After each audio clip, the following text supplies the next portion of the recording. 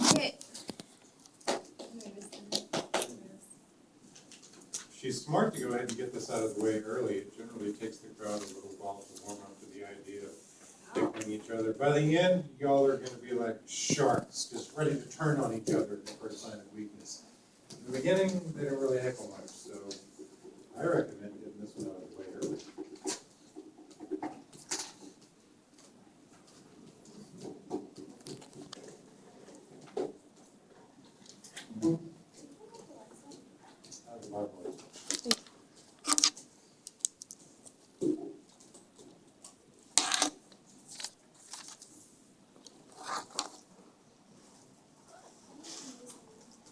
The white one?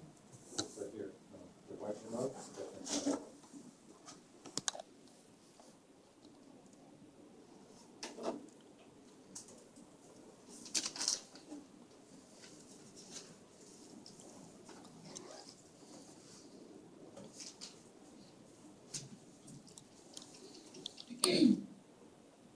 Alrighty.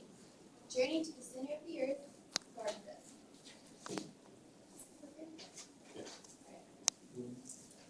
So this is more than just a childhood story and a cool movie. All seen it. It's real, very real. What exactly is it? I'll tell you. Maybe. Alright. The two buttons, Yeah. the one on the right. I mean, sorry, the one on the left. I'm just going to put this story. Alright. Agartha is a legendary city that is said to be resided in the Earth's core. In most stories, the people of Agartha is believed to be a race of supermen and women who occasionally come to the surface to oversee the development of the human race. The animals are also much larger than our earthly animals and much more exotic and unique.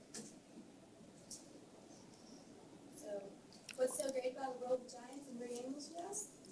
Well, Agartha is a place of peace, tranquility, happiness, and above all else, no bills are going. The atmosphere is crystal clear. As a rule, there are at times clouds, but nothing like rain clouds. Temperature is at a constant 73 degrees. The land is green, beautiful, and an unlimited supply of water. There's no need for hoarding, for everything is free. No need to create an abundance, as everything is ample. The process of bartering is more common than trading money. The people in the interior speak directly to the animals, and the animals speak directly to the interior.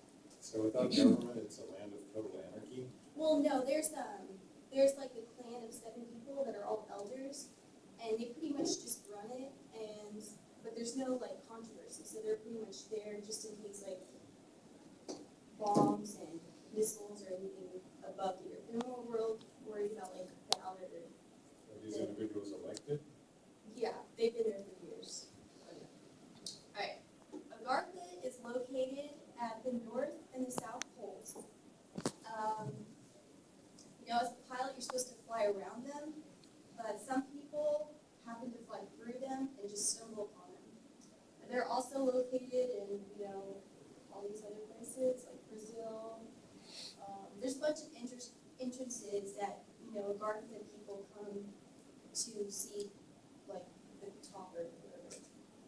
All right. Is there one in the United States? Oh, yeah. There's one in Florida and Kentucky. These are believed Agartha entrances. This is one right here, and that's the same one. And then that one over there is a completely different one, but they're around the same area. This blue picture is an actual NASA photo of like the poles, and you can see how like the end of the Earth, like it's not all flat, like it kind of caves in, and that's the entrance. All right. Many people have devoted much of their life in the belief of Agartha. There are several books written in regards to the journey to the center of the earth. How many of those people live in hospitals? Well, actually, one was in the military, he was a pilot, and others, you'll see. And then, this is Admiral Richard E. Byrd. He was the first scientific evidence of Agartha was founded by a Navy pilot. He and several other passengers accidentally flew directly through the North Pole instead of over it. His discoveries tell about how he entered the hollow interior of the Earth, traveling about 1,700 miles over mountains, lakes, rivers, and green vegetation. The next few slides are his logs. They're kind of lengthy, so I'll just sum. or after these ones. He explains that the monstrous animals there resembled the mammoth, and that eventually he found cities and a thriving civilization. Admiral Byrd also states inner Earth has an inner sun. Admiral Byrd's theory is that the poles of the Earth are convex rather than concave. Ships and planes can actually fly or drive right in. Do you have any quotes from Admiral Byrd? Well, I have his diary right here. And this is him, like, opening his diary. He says, "I must write this diary in secrecy and obscurity, and concerns my Arctic flight of the 19th day of February in the year of 1947. There comes a time when the rationality of men must fade into insignificance, and one must accept the inevitability of the truth. I am not at liberty to disclose the following documentation at this writing. Perhaps it shall never see the light of public scrutiny, but I must do my duty and report here for all to read one day. In a world of greed and exploitation of certain of mankind can no longer suppress that which is true." Did he drink a lot? I don't know. So, in the distance is what appears to be mountains. This is his log, he's just talking.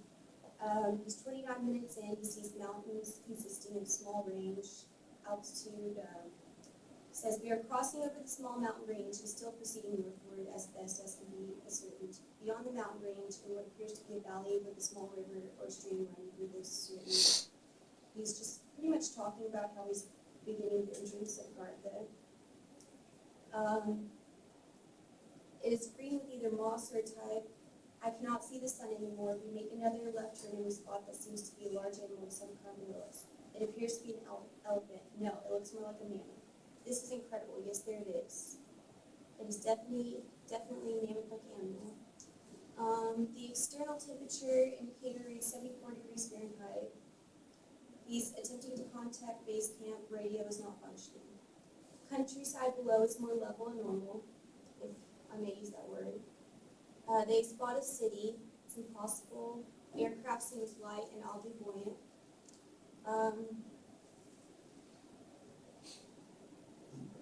He's saying you can see markings in this type of swastika. Sorry to interrupt. When was the last time that someone recorded actually going to this place? There's actually more stories where people. Like besides the Hollywood movie? Yeah, Okay. I think so. There's lots of books where doctors have written about it, where they truly believe it. But do you know the last time, the last year? I don't really know. Then there are radio crackles, and a voice comes through in English with what perhaps is a slight Nordic or Germanic accent. The message is, "Welcome, Admiral, to our domain. We shall land you in exactly 7 minutes. Relax, Admiral. You are in good hands. I know the engines of our plane have stopped running.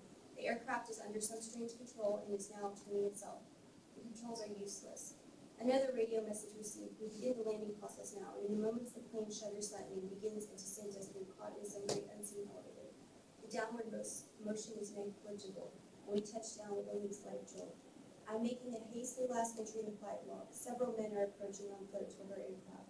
They are tall with blonde hair. In the distance is a large shimmering city pulsing with rainbow hues of color. I do not know what is going to happen now, but I see no signs of weapons on those approaching. I hear now a voice ordering me by name to open the cargo door. I comply." And then he's pretty much just,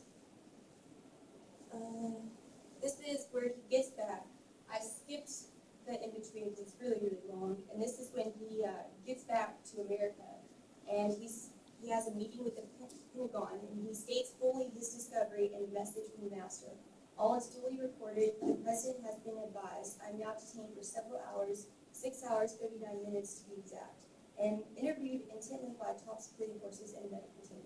It was an ordeal. I am placed under strict control via the national security provisions of the United States of America. I am ordered to remain silent in regard to all that I have learned on the behalf of the community. Incredible. I am reminded that I am a military man and I must obey orders." And this is his final entry. "These last few years elapsed since 1947 have not been kind. I now make my final entry in this singular diary. In closing, I must state that I have faithfully kept this matter secret as directed all these years. It has been completely against my values of moral right. Now I have seemed to sense the night long coming on secret will not die with me, but as all truth shall, it will triumph, and so it shall. This can only be the only hope for mankind. I have seen the truth, and it has quickened my spirit and has set me free. I have done my duty for the monstrous military-industrial complex. Now the long night begins to approach, but there shall be no end. Just as the long night of the Arctic ends, the brilliant sunshine of truth shall come again, and those who are in darkness shall fall in the light. For I have seen that land beyond the pole, that center of the great unknown. All right, and Dr. Raymond Bernard also wrote a book called The Hollow Earth, and it's pretty much a doctor reporting that his patient also admitted his journey to the earth, the center of the earth, and he also said the people were giants, and they offered him grapes. And the size of their grapes were actually the size of our peaches, because everything there is more abundant and bigger and stuff like that. People bigger? Yeah, much bigger. No, I don't know. Quick question. Yeah. How credible is that doctor, because he like clearly wrote like doctor-patient like. I know, that's what I was thinking, but I don't really know. Honestly, I'm just giving a speech about agartha. So these are some more books. Olaf Jansen recorded his book, The Smoky God, and it's another one about, I think that one was about his son who him and his dad were in a canoe, and they were just traveling along Antarctic, and they happened to go down, and then on the way out of Agartha, they actually got into an ocean accident, and his father died. This boy's like 9 years old, and he became custody of the, I guess, I don't know who, but he didn't have a dad anymore. They said that the people live from 400 to 800 years, and they are highly advanced in science. Here's some things to reassure you. The American press announced Admiral Byrd's discovery. However, it was immediately suppressed by our good friends, the secret government. Ray Palmer, the editor of Flying Saucer magazine, did a detailed story on Admiral Byrd's discoveries. The United States government either bought, stole, or destroyed almost every copy, and then destroyed the plates of the printing press. I've been told that the exact same thing in respect to an article done on Admiral Byrd's discovery by the National Geographic. The magazine was released, and the U.S. government gobbled up almost every issue. If the story wasn't true, how come the government was so uptight? Jawal Pool confirmed that the United States government and other countries are aware of the inner earth and are covering up the facts as they were with UFOs and extraterrestrials. And it's a weird fact, the Roswell Area 51 crash, the material made out of that aircraft was actually from the same shuttles of Agartha, same material, I guess. The Indian epic, the Ramayana and the Bhagavad Gita are the two most famous texts of India. The Ramayana tells the story of the great avatar Rama. The Bhagavad Gita tells the story of Krishna. The Ramayana describes Rama as the emissary from Agartha, who arrived on the air vehicle. This is quite extraordinary in that both the Buddhist and Hindu religions separately refer to Agartha. Hitler also believed in the existence of Agartha and actually sent troops to go in search of the center of the earth. The people of the interior were very free with showing me around, very articulate in showing you what is exactly going on. They did not hold anything back. They always ask permission when working with nature. They ask the plants for permission before consuming them or cutting them down. They ask the Mother Earth before they build on it. And wait for an answer. Probably, I guess. And do so build with the lay of the plant, which best suits their environment. A practice similar to the American Indians, therefore seeking to preserve a harmonious state at all times, wanting to be one with nature at all times. They are more spiritually advanced than surface dwellers and greatly respected by Earth. This is similar to Avatar. It doesn't state that in any of my research, but it's definitely like in the Avatar movie, they ask, Mother Earth, they can do whatever they do. And the size difference is very comparable to Agartha. If you want to go there, go to polls. You're now Agartha informed. Start packing or do more research. So my sources, the end.